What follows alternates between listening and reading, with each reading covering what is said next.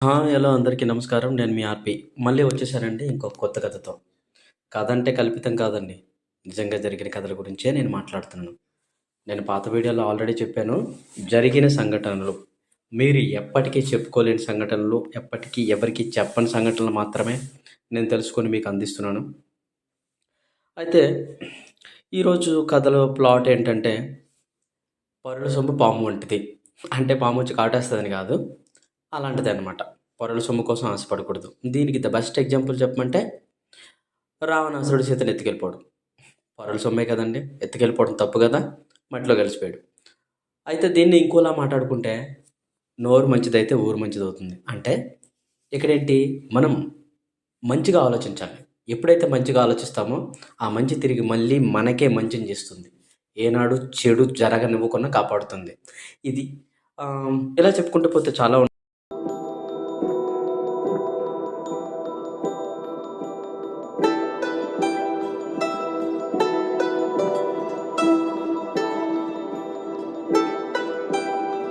సోది లేకుండా కథలోకి వెళ్ళిపోతే నా పేరు మనీష్.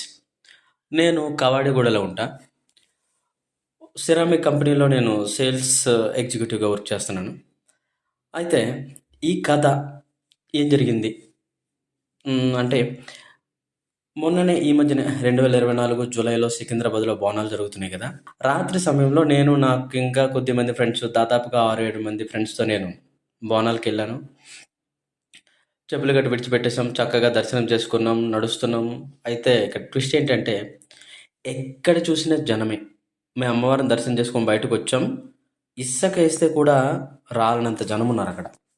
ఇంత జనంలో మళ్ళీ దానికి తోడు మన మంత్రి తలసాని శ్రీనివాసరావు యాదవ్ ఆయన రావడం, ఆయన కోసం ప్రొటెక్షన్ ఏర్పాటు చేయడం, ఇదంతా చాలా క్రౌడ్ ఎక్కువైపోయింది ఆయన వల్ల. సో మేము కాలిబాటలో జనాలని తోసుకుంటూ మొత్తానికి బయటకు వస్తున్న టైంలో సడన్గా ఏమైందంటే నా కాలి కింద ఏదో పడినట్టు నాకు అనిపించి సడన్గా చూస్తే ఏంటి గట్టిగా తగిలిందని చూస్తే అది ఒక ఐఫోన్ 4S. అంటే వర్షన్ వచ్చి చాలా కాలం అయితే అయి ఉండొచ్చు. చూడగానే నాకు ఆశ్చర్యం వేసింది. ఇంత క్రౌడ్లో ఫోన్ ఎవరైనా పోగొట్టుకొని ఉండొచ్చులే అని నేను అనుకున్నా. అని ఫోన్ తీసేసి మా ఫ్రెండ్స్కి చూపించా. అర్రే కొట్టవరా ఛాన్స్, అమ్మవారి దర్శనంతో పాటు నీకు కొత్త ఐఫోన్ కూడా దొరికిందంటే వాళ్ళ మాటలు నేనేమీ పట్టించుకోలేదు. ఓకే, అయితే దర్శనం అయిపోయింది. తర్వాత చూశాను, ఫోన్ అన్లాక్ చేయాల్సిన అవసరం ఏముంది చెప్పండి. ఫోన్ మంది కాదు, అవసరమైన వాళ్ళే ఫోన్ చేస్తారులే అనుకున్నాను. మా ఫ్రెండ్స్ అన్నారు, అరే రేపు మనం మార్కెట్కి వెళ్ళి దాన్ని లాక్ తీయించేసి వాడుకోవచ్చురా నువ్వు అని చెప్పారు. నేను వాడి మాటలు ఏం పట్టించుకోలేదు. ఇంటికి పోయి ప్రశాంతంగా నిద్రపోయినప్పుడు అప్పుడు ఆలోచించాను. అప్పుడు నాకు ఒకటే, ఎవరందరూ ఏం చెప్పినా మనకంటూ ఒక మనస్సాక్షి ఉంటుంది కదా. ఇది మంచి ఇది చెడు అన్నది ఖచ్చితంగా వాడొచ్చి మనకు చెప్తాడు.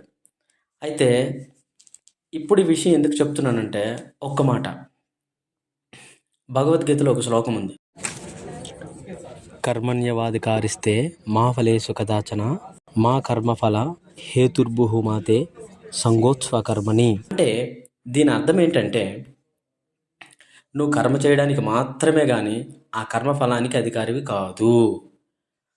ప్రతిఫలేక్షతో కర్మలను చేయకు, అలాగని కర్మలు చేయడం మాత్రం మానకు అని చెప్పారు. అంటే ఏంటి, నీ పని మాత్రమే నువ్వు చెయ్యి, ఫలితం కోసం ఆశించుకు, అది అని చెప్పారు.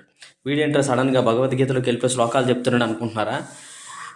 గీత శ్లోకాలు నాకేమీ రాదండి, అవసరాన్ని బట్టి నేర్చుకోవాలంతే. ఈ కథకు అవసరం కాబట్టి చెప్పాను. ఈ కథకి ఏం అవసరమా? అప్పుడు మా నాన్నగారు చిన్నప్పుడు ఒక సంఘటన జరిగింది. మా పక్క ఇంటి అబ్బాయి అనుకుంటా, అది పెన్సిల్ నేను దొంగతనం చేశాను చిన్నప్పుడు. అయితే వాడు ఏం చేశాడు, వాళ్ళ అమ్మని నాన్నని అందరిని తీసుకుని మా ఇంటి మీద గొడవకొచ్చాడు. జనరల్గా అయితే ఏ ఇంట్లోనైనా ఏమవుద్ది, మా నాన్న నన్ను తీసుకెళ్ళి ఉతికేసి ఆరేసేయాలి. కానీ మా నాన్న ఆ పని చేయలే. కానీ మా నాన్న ఏం చేశాడు తెలుసా, వాళ్ళకి సర్ది చెప్పి పంపించేసి నన్ను రూమ్లోకి తీసుకెళ్ళి కూర్చోబెట్టి ఒకటే చెప్పాడు, నాన్న ఒక్క విషయం గుర్తుపెట్టుకో, ఎప్పుడైనా మనది కాని దానికోసం ఎప్పుడూ ఆశపడకూడదు, అది మంచిది కాదు. ఒకవేళ మనదే అనుకుందాం, అది పోయింది అయితే అది మన కోసం వెనక్కి వస్తుంది. ఎప్పుడు మళ్ళీ మనకు అర్హత ఉంటేనే అది వెనక్కి వచ్చుద్ది, మనకు అర్హత లేదంటే అది మనకు రాదు. సో పక్క వాళ్ళ దానికోసం ఎప్పుడు ఆశపడకు. కష్టపడి సంపాదించుకో. అది నీ దగ్గర ఉంటది. ఈ మాటలు చెప్పాడు మా నాన్న. అందుకు నేను ఇది చెప్పాననమాట. ఇది కర్మ. ఫోన్ నాకు దొరికింది. బావుంది. అయితే అది నాది కాదు. పొరలు సొమ్ము. పాములా ఎలా కాటేస్తదంటారా? అలా ఎందుకు మనం ఆలోచించాలి? మంచిగా ఆలోచించొచ్చుగా. మంచిగా ఆలోచిస్తే బావుంటదిగా. నేను అదే ఆలోచించా. మా నాన్న నాకు నేర్పించిన విలువలు ఏమైనా ఉన్నాయంటే, నన్ను తప్పుదోవలో వెళ్ళనివ్వకుండా ఆపింది ఆ విలువలే. నేను 2 రోజులు వెయిట్ చేశా. ఆ ఫోన్ ఉందే తప్ప, ఆ ఫోన్ కోసం నాకు ఆలోచన లేదు. 2 డేస్ తర్వాత కాలొచ్చింది. కాలొస్తే నేను ఇచ్చేద్దామని నిర్ణయించుకున్నా. అతను కాల్ చేశారు. కాల్ చేసినప్పుడు నేను ఆన్సర్ చేసి, ఇట్లా ఫోన్ నాకు పలానా చోట దొరికింది. మీరొస్తే ఇచ్చేస్తా అని చెప్పా. అతను నాకు ఒక్కటే చెప్పారు. I'm calling from UP. నేను షాక్ అయ్యా అంతే. ఏంటి ఫోన్ ఇక్కడ పోగొట్టుకొని అతను యూపీ వెళ్ళిపోయాడా అనుకున్నాను. అప్పుడు అతను మొత్తం చెప్పాడు. యాక్చువల్‌గా మాది యూపీ. నేను ఇక్కడే ఉంటున్నాను. నేను విజిటింగ్ పర్పస్ వచ్చాను బిజినెస్ పని మీద. అక్కడ ఇలా బోనాలు జరుగుతుంటే ఇది కూడా కొంచెం ట్రెడిషనల్‌గా ఉంటదని నేను ఎళ్లి అమ్మవారిని దర్శనం చేసుకునేటప్పుడు అది పడిపోయింది.